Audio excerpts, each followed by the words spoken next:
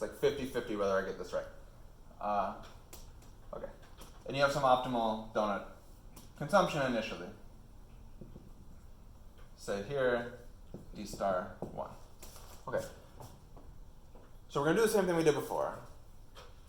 There's some increase in the price of donuts. Whoosh. Yeah.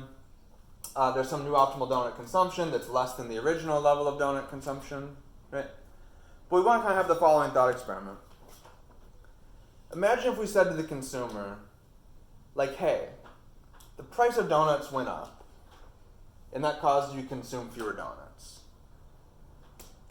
But we're going to give you, and the price of donuts has changed, and we can't do anything about that. You know, we have to keep the price of donuts at the same higher price, right? But we are going to give you some money, right, that will compensate you for the fact that you're now facing higher donut prices. Yeah?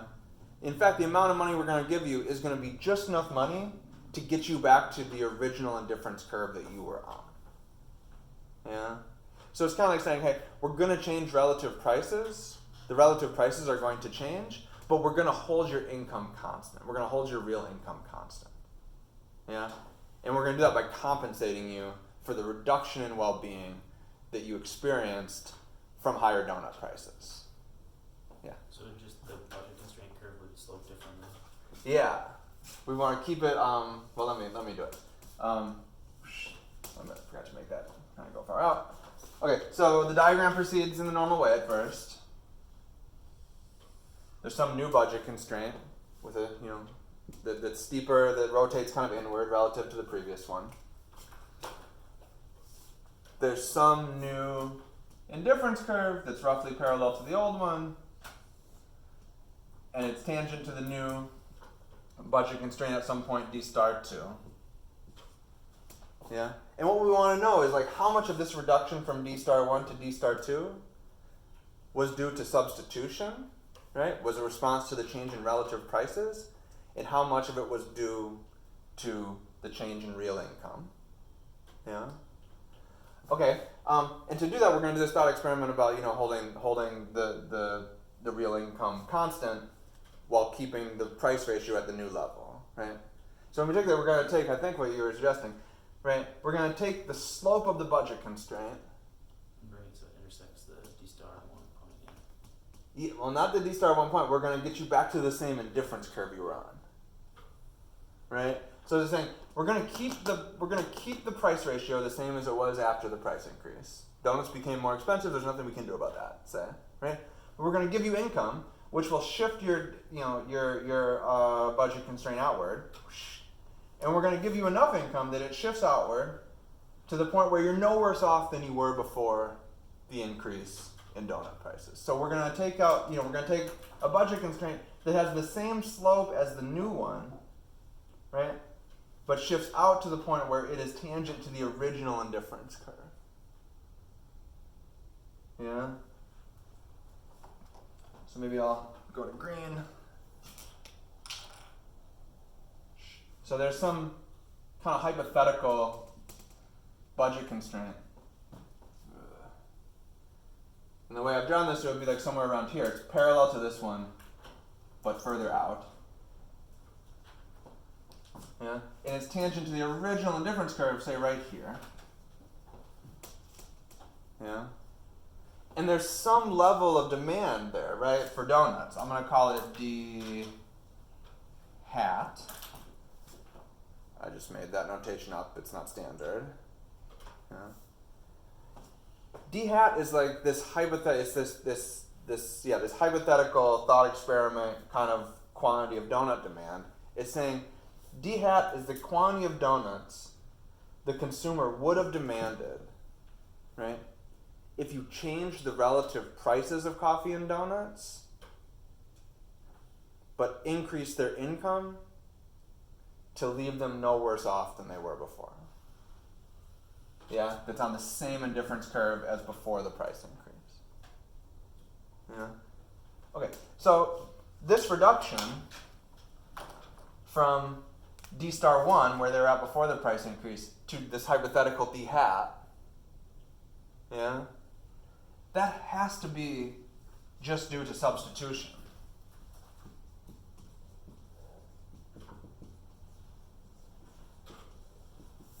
Right? Because I mean, the whole point is like the only thing that's changed between when they were choosing this and when they were hypothetically choosing this is the price ratio. Yeah? Donuts became more expensive. That will lead you to substitute, but your real income didn't change. Yeah? You're no worse off than you were before. You're on the same indifference curve. Yeah, like we've kind of conceptually held income constant, and we noticed that the consumer still decreased their donut demand to D star, so that must be the substitution effect. Yeah? The remaining thing, the thing between D hat and D star 2 being the actual level of donut demand after the increase in the price of donuts, yeah, that has to be the income. That's what's left over. Like, you know, why didn't the consumer just reduce to D hat? It's like, well, because they also lost some real income. So that remaining reduction in donut demand has to be due to an income effect. Yeah, because D hat's telling us the level of donut demand that would occur if you held their real income constant, but still had a price change. Like this is not a perfect example, but it's maybe a little more concrete. I feel like in the Thursday section, somebody, like a student asked this, and I think it's a good example. Sometimes like with carbon taxes, or let's say we're gonna have like a huge gas tax, right? Which is like a form of a carbon tax. Say, okay, we're concerned about global warming, we want to reduce gas consumption. We'll put in place a big gas tax, right? It's like, just the price of gas will be $3 higher than it was before or something, right? Okay. But we feel bad that, this is politically unpopular, and we feel bad that we're taxing drivers and so forth. So maybe we say, hey, we'll take all the revenue from that and we'll just mail it back out in the form of checks to every man, woman, and child in the country, right? So it's kind of like this, like saying, hey, the price of gas has to go up. Right? Because that's our policy goal, is to reduce gas consumption. So we're going to change the relative price of gas and everything else. Right? We want to make gas expensive relative to other goods. We want to increase the ratio of the gas price to other prices. Right? But we're going to compensate you to try to make you no worse off than you were before. Right? It's like, we know you're bummed out about the gas prices that resulted from the tax, but here's $1,000. Right, this is like roughly what Canada does. Everybody in Canada gets a check every year to from revenue raised by carbon taxes. Yeah. It's like, okay, when they get the check, they'll consume more of everything, including gas. Right? So whatever income effect there was will be offset. Yeah. But they'll still consume less gas. Right? Because the relative price of gas went up. Even if their income, their real income, the buying power of their earnings, right, did not go down. Yeah. That's not a perfect example because the compensation in this diagram is to make you like as happy as you were before, and we don't observe people's indifference curves or how happy driving makes them or something, right? But the idea that you could change relative prices while having something in place that offsets some of the decrease in real income that occurred when you increased the price of a particular good. Like, that's a pretty concrete aspect of some real world policy making. Yeah.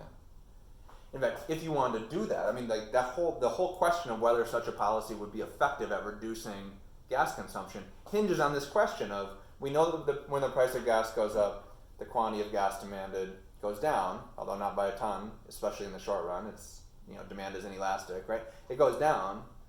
Like, how much of that is due to a substitution effect versus an income effect? Yeah? Because if it was mostly an income effect, and we increase the relative price of gas, but then again, give everybody checks, well, like, they would just buy, you wouldn't actually decrease demand for gas that much, right? It has to be the case that substitution effects are big for that policy to be effective, right?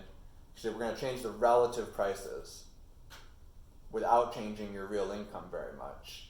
Like, well, you're only going to get the substitution effect part of the reduction in demand in that case. Yeah.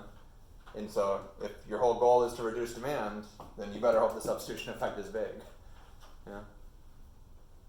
Okay. No questions? No? Okay. Last thing we'll do, and it'll just be quick, is to think about the change in the quantity of coffee demanded when the price of donuts goes up. Yeah, so the income and substitution effects move in the same direction when the price of the good itself goes up. Then it's like, well, what about demand for other goods? Yeah? And what we'll see is that it's ambiguous. Yeah? I'm not going to do that full decomposition thing again, although you could draw an analogous diagram. What do I want to do? I've got some initial budget constraint. I've got some initial optimal level of coffee consumption.